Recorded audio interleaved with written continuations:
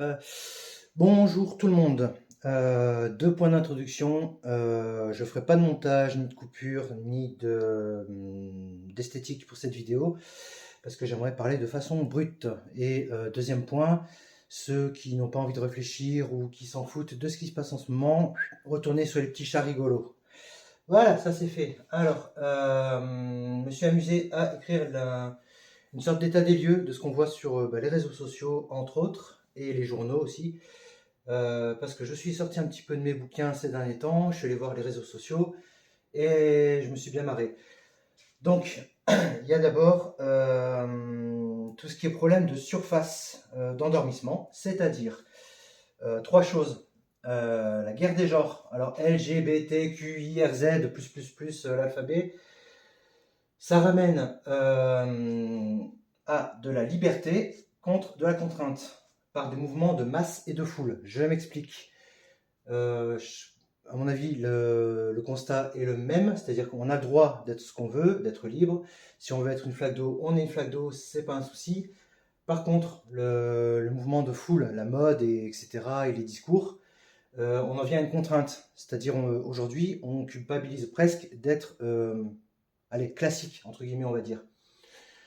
C'est pareil pour le grand combat actuel entre femmes et hommes, sachant que c'est une guerre qui n'a aucune écoute des deux côtés, aucune empathie, rien du tout, et ça passe par de nombreux biais cognitifs. Alors on peut citer la surgénéralisation, la frustration sélective, enfin bref, tous ces petits trucs qui nous font prendre un petit point pour une généralité ou qui nous font occulter complètement le cas particulier. Ça, c'était pour la guerre des genres. Il y a aussi tout le grand phénomène HPI, TDAH, M&M's, et j'en passe. Sachant que les chiffres officiels d'études, alors, ok, je ne suis pas exact là-dessus, mais ça doit être de l'ordre de 2 à 5% pour Viséo, hein, 2 à 5% de la population qui serait HPI. Si on en croit les discours de tout le monde, on est à bien plus de 50%, hein, de je suis HPI, je suis TDAH, je suis exceptionnel. Pour moi, ça semble un écran social pour se rassurer tout simplement, parce que le monde actuel est pas sécure du tout. Donc on cherche à se rassurer, hein, à être quelqu'un, à avoir une valeur. D'ailleurs, se trouver une valeur. Voilà. Pourquoi je dis ça? Parce que je me suis amusé à aller dans des lives de psychologues, hein, avec un titre reconnu de psychologue qui cherche à transmettre quelque chose. Qu'est-ce qu'on voit? Des questions test. Hein, ouais, est-ce que vous connaissez? Bah oui, il connaît, oui. On sait que tu vas tapotasser là-dessus, c'est bien. Mais ta question, elle sert à rien. Donc question inutile. Hein. Question inutile, c'est oui, est-ce que vous pouvez nous expliquer, je ne sais pas, le HPI? Bon, il y a des psychologues qui arrivent à garder patience et à dire, ben, pour cette question, tu vas 2 secondes sur Google sur des sources à peu près fiables et tu as la réponse. Bref, exposition d'un prétendu savoir, et donc il n'y a aucune recherche. Qu'est-ce que la recherche? C'est sur tel sujet, on prend les avis de tout le monde, on met en commun, on essaie de voir comment aller vers du mieux penser, voire du mieux faire. Ça, il n'y a pas. Hein. Troisième chose, tout ce qui est idéologie et religion. On en voit aussi beaucoup sur les réseaux sociaux, c'est aussi une préoccupation actuelle. On en revient à la croyance contre la science.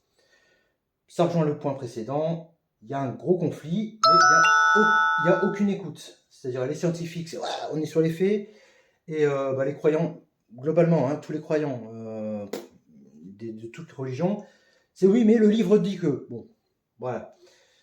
Donc là encore, aucune mise en commun des idées, aucune réflexion, aucune écoute. Voilà. Donc ça, c'est ces trois grands problèmes parmi d'autres qui ressortent de façon claire en ce moment. Mais c'est de surface. C'est des discussions complètement stériles. Le contexte. Hop là. Je me suis là-dessus. Le contexte, ce que j'ai appelé les urgences. En fait, c'est un socle sur lequel les trois points précédents viennent se greffer, hein, s'appuient dessus. Donc, on a des constats. Injustice énorme et nombreuse. Inflation et inégalité, ça je ne vais pas détailler, hein, c'est bon, on est en plein dedans. Inaction concrète de l'État, c'est un discours qui est rabâché partout. Des petits exemples quand même, les peines de prison liées à ne pas se défendre. Hein, on en revient à tous voilà, les constats empiriques, donc d'expérience. Un intrus rentre dans ta maison, tu le blesses et tu le fais partir, bah, c'est toi qui vas en prison. Ça, c'est juste un exemple. Les salaires, bon, bah, ça fait longtemps. Hein. J'apprends rien là. Hein. Dans tout ce que je dis, j'apprends rien. Les salaires, ben oui, des ministres surpayés, alors qui ont de beaux discours, une belle façon de parler, qui ont appris à parler, c'est très bien, qui font rien du tout. Le président, encore moins. Et à côté, on a des aides-soignants, des psychologues qui sont payés le SMIC pour s'occuper concrètement de la santé de beaucoup de personnes dans les services. Hein. Bon, après, ce sera un autre sujet. Donc, de tout ça, il y a une colère générale. Beaucoup de discours politiques repris sur les réseaux sociaux, avec toujours de l'indignation, des livres qui sortent, indignez-vous, etc. Remarques empiriques, c'est ce que j'ai déjà dit, c'est-à-dire c'est pas des remarques qui sortent de nulle part, c'est ce qu'on voit là, au quotidien, tout le temps. Trop de sujets, trop d'exemples pour que je développe, mais encore une fois, j'apporte rien là. Il suffit de se balader 2 heures sur les réseaux sociaux, de lire quelques journaux. Voilà, c'est criant de vérité. Pourquoi je fais ça?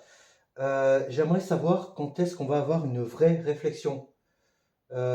Personnellement, j'apporte beaucoup d'importance à tout ce qui est philo et psycho. Pourquoi? Parce que ces deux domaines, ça peut apporter un gros plus dans la réflexion et dans les actions qui s'en suivent au niveau société et politique. Parce que la psycho, c'est à la fois l'individu et la société, les interactions entre ce qu'on est, les humains. La philo s'intéresse beaucoup à la politique, il y a beaucoup de thèmes. Donc ça, il y a matière à parler vraiment. Et on arrête les faux problèmes. Tout ce que j'ai dit avant, c'est bon, stop. Là, ouais, je veux être HPI, il y en a marre, oui, il y en a marre, et donc, et après. Petite conclusion du truc. J'ai l'impression qu'il serait important de redéfinir les valeurs sociales, pas dans le vide, mais pour agir ensemble concrètement. Passer du langage creux à l'action. Langage creux, c'est ce que je viens de dire. C'est oui, ça, j'y en a marre. Ok. Et donc, qu'est-ce qu'on fait? La réelle réflexion, la pure réflexion, aujourd'hui, c'est pas d'actualité. Il y en a qui réfléchissent, qui sont pas entendus, pas écoutés. Donc là, il faut passer à l'action. Qu'est-ce que je peux faire, moi? Donc, apport personnel, là où je suis pas trop mauvais, je pense. Il y a d'autres domaines où je suis une merde, mais je suis pas trop mauvais à la réflexion, à la mise à l'écrit.